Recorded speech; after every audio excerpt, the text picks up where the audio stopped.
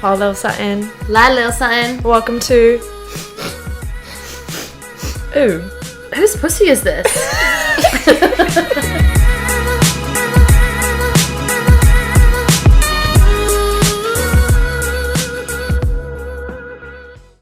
Okay. Cheers. Cheers, bitch.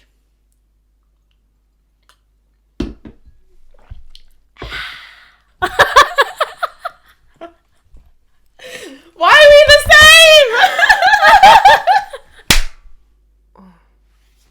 same? Every time. It's like when I was doing my skincare this morning and you have to slap it in the skin, like... And I'm like, oh, I miss that sound. I miss that sound. I know. Are you one of those girls that likes it when a guy, like, lightly slaps your clit? Oh, yeah, I don't mind that. I don't mind it. It doesn't, like, turn... I like it when they do it with their penis. And it's yeah, like yeah, hard, yeah, and it's like yeah. They, and like, while they're fucking you, they pull it out and they're like... sound check. Tap, tap, tap. Or beforehand, or when they rub it up and down before they stick it in, and you're like, fucking put it inside. Yeah. Oh my god, that gets me going. Especially if you're, like, super wet and it's just... It just slides. So slippy. I can't talk about this. It's been very many weeks. It's been umpteen days. What's the actual 17 thing? hours. Something like that. Anyway. Welcome back to Three Wishes, guys. Oh, yeah. We're filming.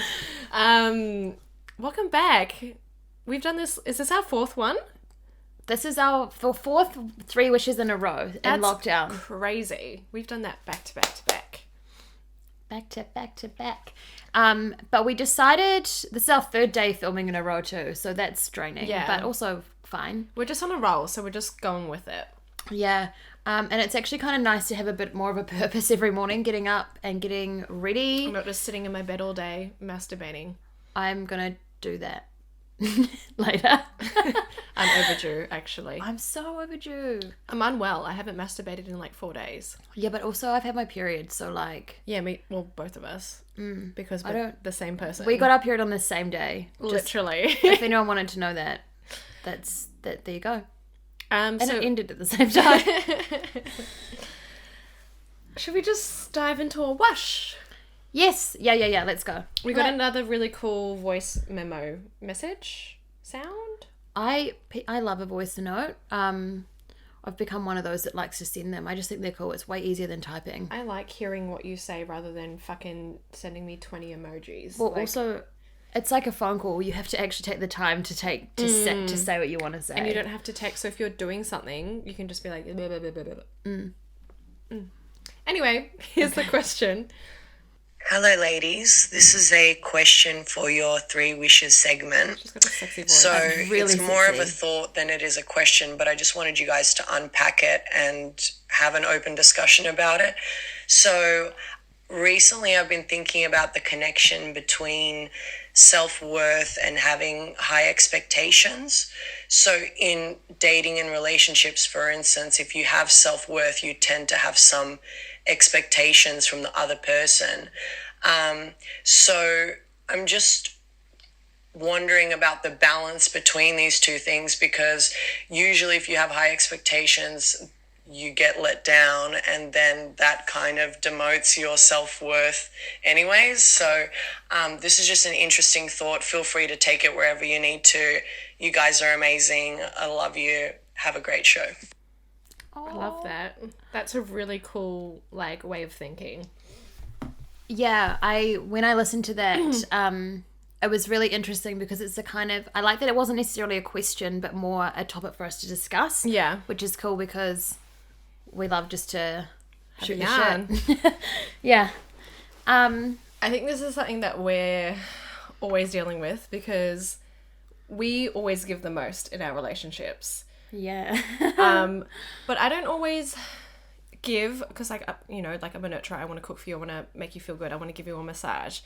But when I give, I don't give in order to receive something in return. I give because I love giving. Yeah, I'm the same for sure. Like, I want to give because I just want to show appreciation. Or Yeah. Yeah. And it's not about me having the expectation that you're going to give back. But what I'm really trying to do is, rather than have expectations of people I meet, but have standards. So what kind of behaviors am I allowing in order for me to give you everything, or give you all this attention, behaviors, actions?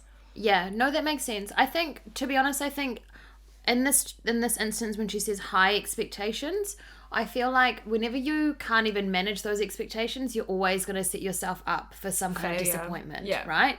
Like, and I think when she talks about self-worth as well, it's like, I think when you start to understand your self-worth a lot more, when you have a really good relationship with yourself, those expectations, they kind of start to meet in the middle a little bit, because I feel like if my self-worth was particularly low, I'm not going to be going, I want a man who's amazing and who's going to treat me like a queen and he's going to do this, if I don't even believe that I'm a queen. Yeah.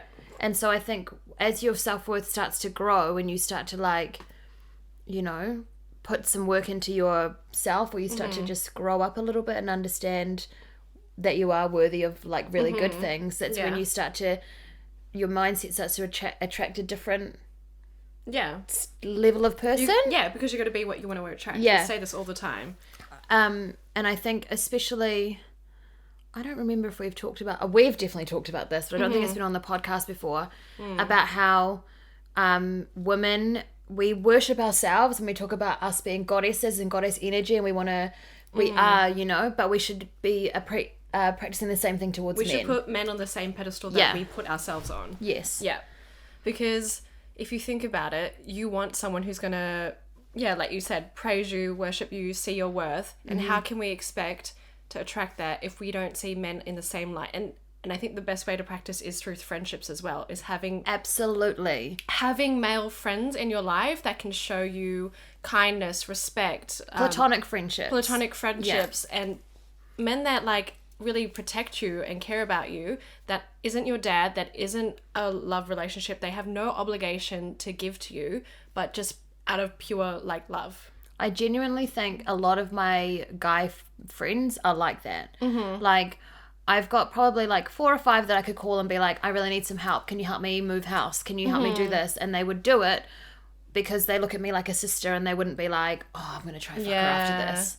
You know? Like, and it's actually really hard to find those kind of friendships. It is.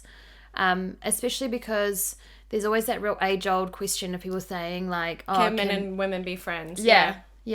I think they can. But there's always a point where someone's going to try their luck. Thinks about fucking the other person, or they try, or they hope, but they may never act on it. I feel like sometimes you would maybe think that about someone when you first meet them. Yeah. You, like, especially if they're cute. Yeah. You might be like, okay. But then sometimes it just crosses a wee line, and then it's just friends. Yeah. Or sometimes you've actually fucked a bit and then you just become friends after. Yeah. Oh, yeah. I've done that. Digress.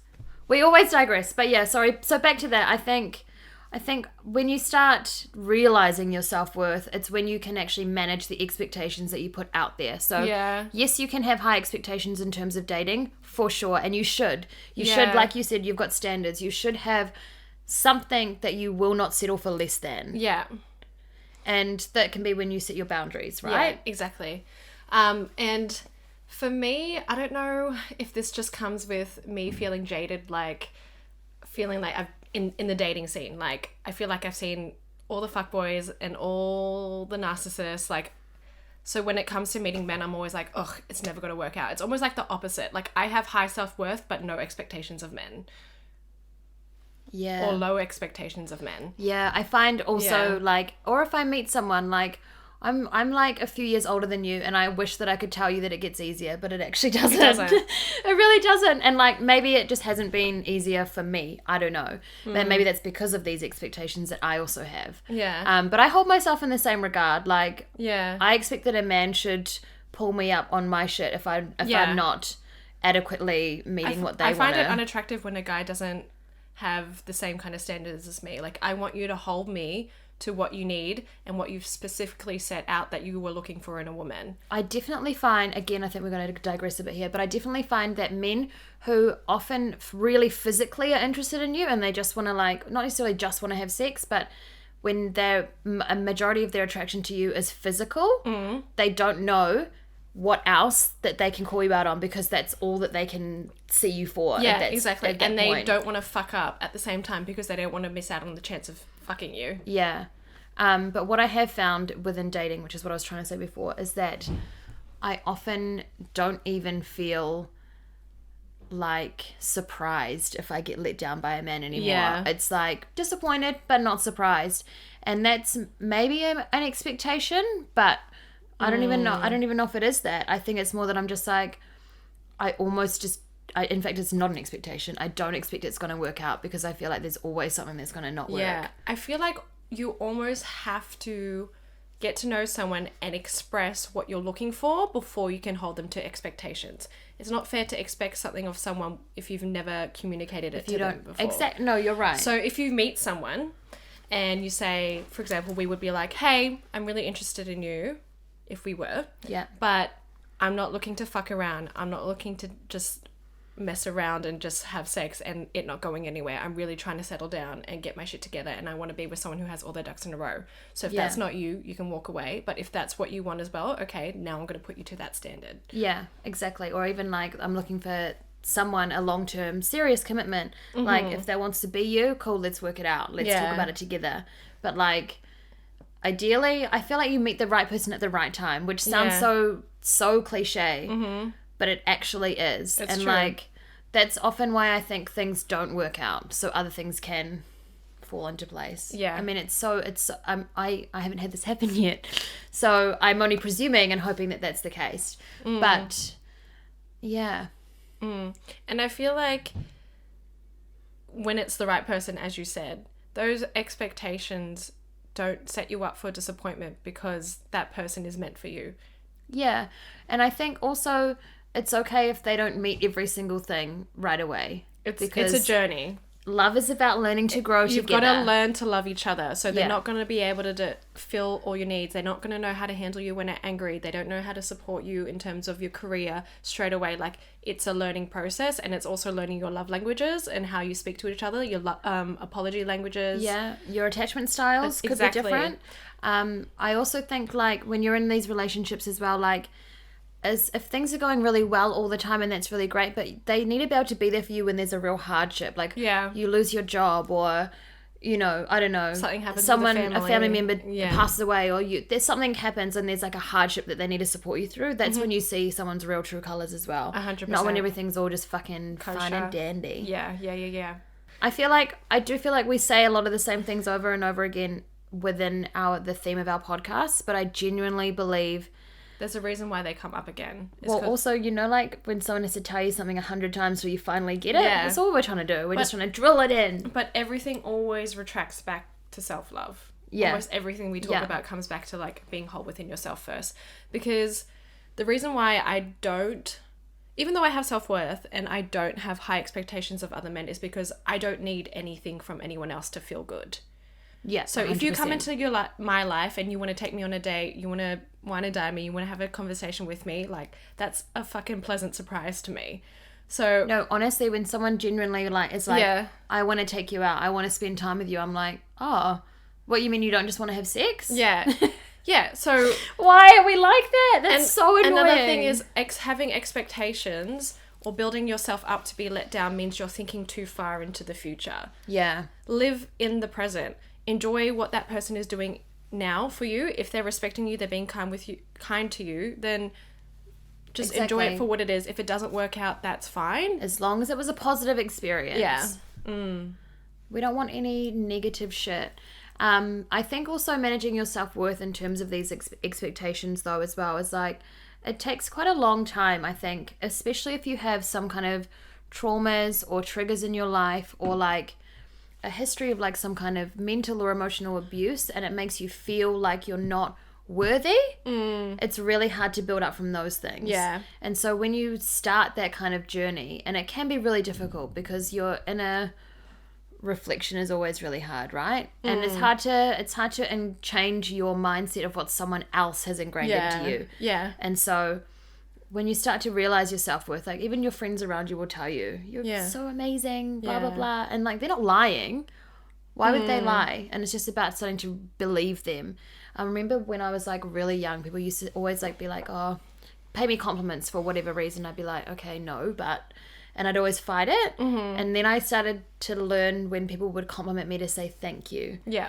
And just be gracious for the compliment. And like, that doesn't mean that you're cocky or anything. But again, that's a realization of your self-worth again. Yeah. Because you are acknowledging what they're saying and you can take it on board. Yeah. And also putting your self-worth in your expectations upon someone else is also codependency.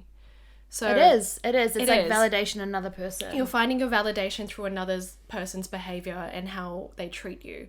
So if that's the case, then do you think you're really ready for a relationship? Because really, it should be... I don't think I would start expecting anything from someone unless it's a behavior they've already displayed to me. So, for example, if you text me every single day and check in on me every single day, then I have the expectation that you're going to do it that every you're going day. to do it. So then when you let me down, that's when I can call you out on your shit. Yeah. Because it's something that you've changed in your behavior. Yeah. But if you haven't displayed that behavior to me before, or you haven't made any promises, then how can I expect something of you? Yeah, exactly. If there's... And it's like... Also, it's kind of, I think, nice in an instance to not have that same repetitiveness in a relationship because then you do become disappointed. Yeah. And it's like, yeah, it's like if someone calls you every day or whatever, then they just all of a sudden don't. And then another day goes by and they don't. Or, you know what I mean? You start to feel let down and disappointed. And Yeah. you're like, and then you start to question your self-worth. Yeah. Yeah. And then maybe they start to ghost you. I don't know.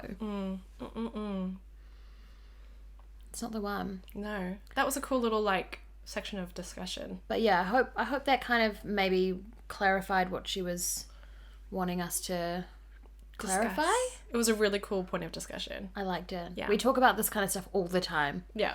It's Like- because we're going through it. All the time. Things we're going through it. Things that are fucking me. Life. Not a dig. That's Just all. life. Just life.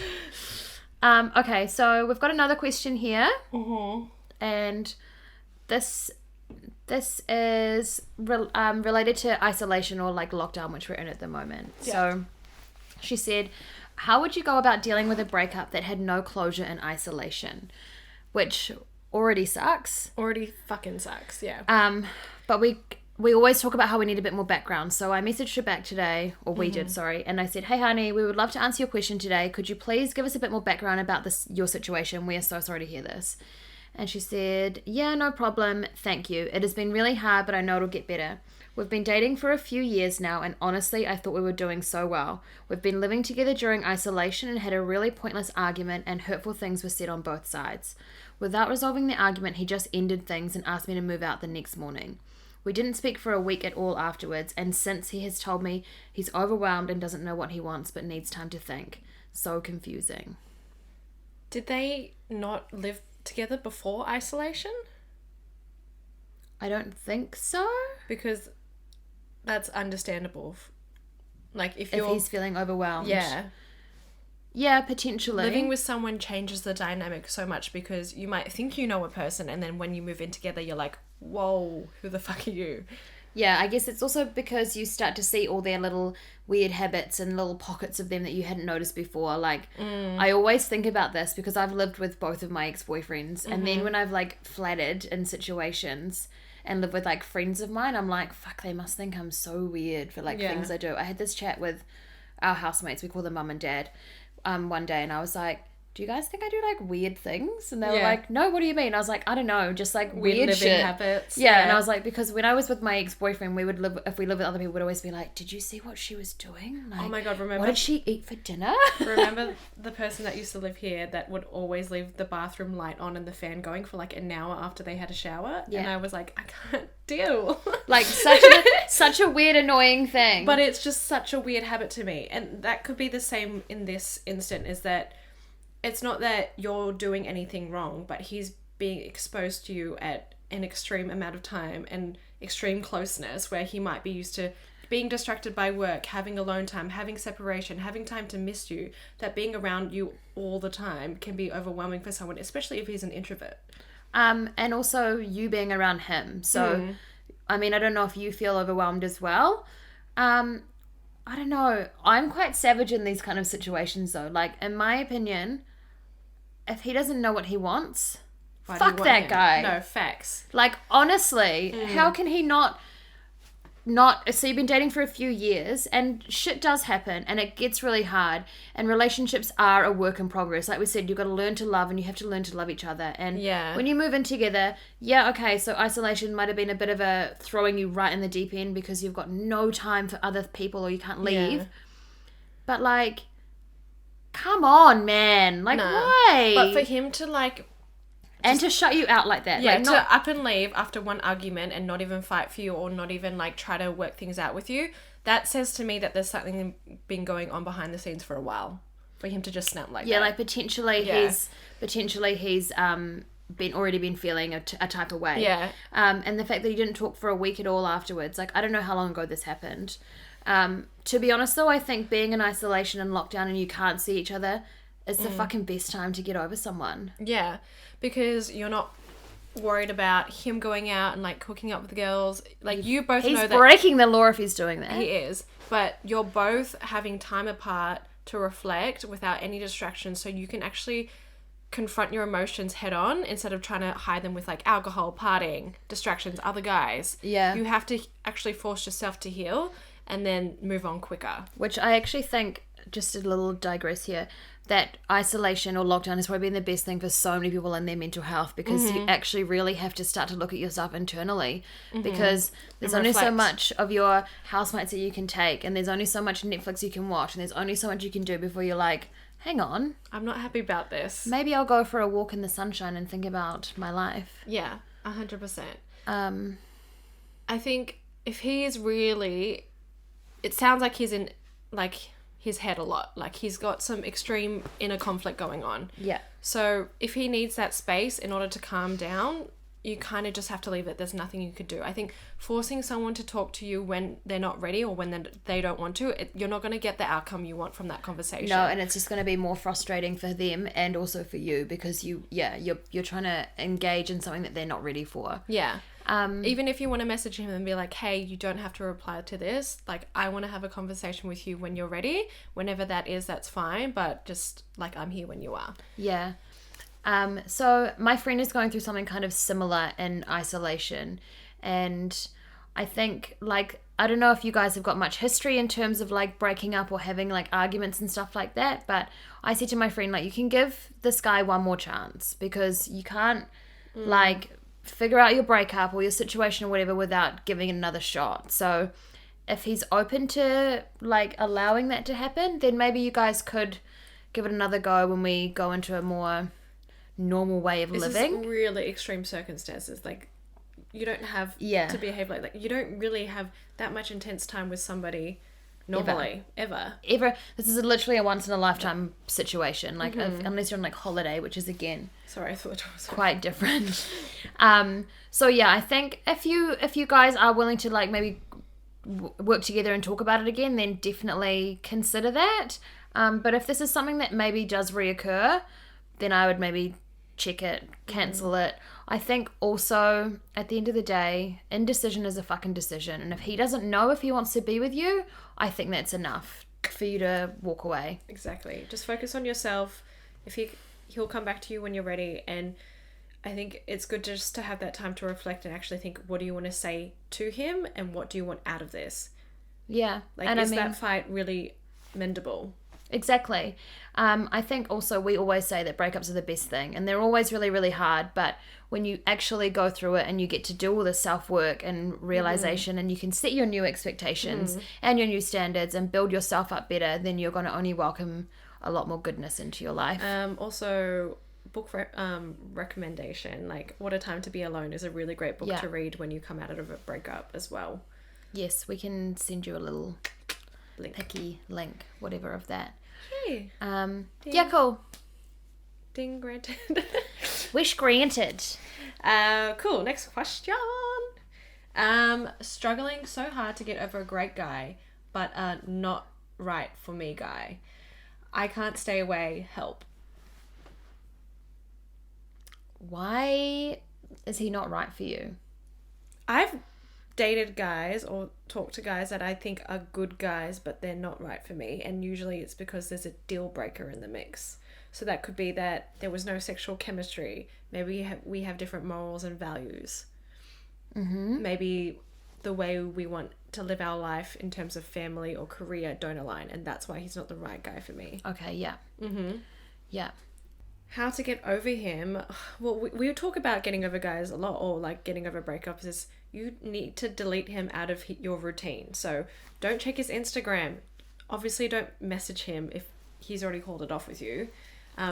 Don't go and read old messages again. Like, don't torture yourself by flooding those old memories into your existence. Start to eliminate them and create a new routine that's all about you.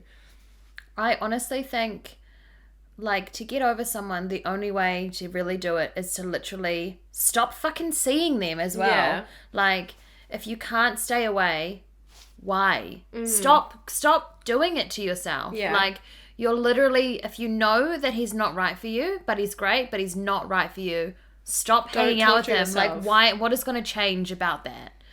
What is hanging out with him going to change other than make it harder for you to walk away eventually? Honestly. Like Em said, delete everything. Like, when I've stopped seeing guys, I delete photos that we took together from my phone. I delete their number. I even had one guy on Facebook. I deleted him from Facebook. Like, who even adds people on Facebook anymore? But I deleted him. You have to. It's about cutting the cord, cutting the connection completely, severing ties. Literally, I've got no old numbers, no photos, no pictures, nothing. You just have to get rid of it. And I guess this is a bit of tough love, is just have some self-respect, sis. Like, if you expect this guy to, like, be kind to you or, like, things to work out, like, if you already know he's wrong for you, you know the answer. That's your gut telling you it's not going to work out. So why are you going to chase something that isn't right for you and then expect something good to come along? It's not going to happen. Also, like, do you think that, I mean, we are being real tough love. Yeah. Do you think that he's going to think, like, look at you in any different way? Like, he's not. Like, if there's a guy who was consistently doing that to me, after a while I'd be like, oh, this is boring. No. Because you also just know. Like, if you know how easy it is, the thrill of the chase is gone as well. Yeah. Like, especially when it's not mutual. Yeah. You've got to be willing to say no to the love that's not right for you in order to attract the love that is right for you. Yeah. And, like, nice. that was good. And I think also, like, yeah, he's a great guy, but again, if he's not right for you, like, don't hold a candle for him. It's not, it's just not worth it. Like, there's going to be a great guy who is right for you out there, and you can't find him if you're blocking the energy of that with this not right for you dude. And maybe he's still hitting you up, and that's why it's so hard for you to get over him. Don't reply. Leave him on Don't scene. reply. Get Or back all that pussy power. suck it back up. Leave it on scene. But if he literally does keep talking to you and he's trying to suck you back in, like, you need to set that boundary with him. You have to be like, hey, I can't do this anymore. Don't talk to me. I'm moving on. Block him, delete. Like, you have to set that up for yourself. Also, like, why then is he still fucking chasing you? That's rude. That's selfish. That's selfish. That's not a great guy. That's codependency again. That's not a great guy No. if he's doing that to you. Like, there can be lots of great things about a person, and you can have a really kind heart, but that doesn't make you a really good person to someone else. Yeah. Like, we know lots of people who have got really good hearts, and deep down they're good people. Yeah. But they're not great in a dating situation. No, they have so much maturing to do in the dating scene. So maybe... Like, if you're a grown-ass woman, I haven't got the time to teach another man how to love me. Fuck that. No, I don't have the time to teach someone to be a good boyfriend. Like, I've done that work, so you have to come to the table already done that work as well. Or be doing it. Or doing the work, yeah. I mean, I had that conversation with a guy I recently stopped seeing as well, and I was like, I can't tell you how I want to be loved or how I want you to treat me, because you should want to do it for yourself and for me. Yeah. And you should know how to treat me. And if you don't know, see ya.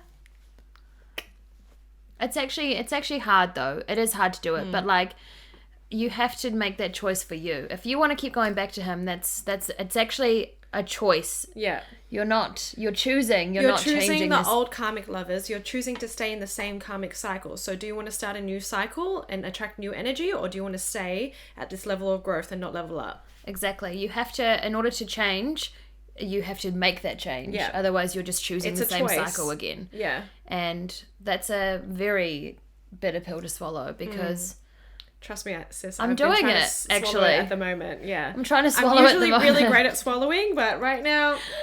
We're out of practice.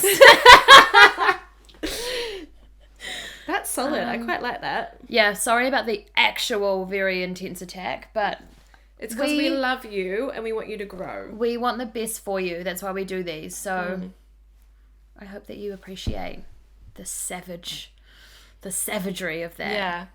Keep sending in those voice memos. We love them. Like, it's so nice to hear your voices. The voice memos are cool. But both of them are from Australians. Like, get some Kiwis in there, guys. Yeah, how funny is it that she's Aussie? Well, you are. Yeah, so yeah, we're 50-50 here. But like, come on, we're losing. Maybe even someone else, but in English. All right, thanks, Unfortunately. guys. I think that's it. Send in your questions for next week as well. We're always checking our DMs. We reply to everything, so... Yeah. Get in. Bye. That's it for this episode, fam. Thanks for listening. If you have any questions, topics, or suggestions, you can DM us on Instagram. The link is in our bio. And don't forget, whose pussy is this? It's yours. Deuces. Bye.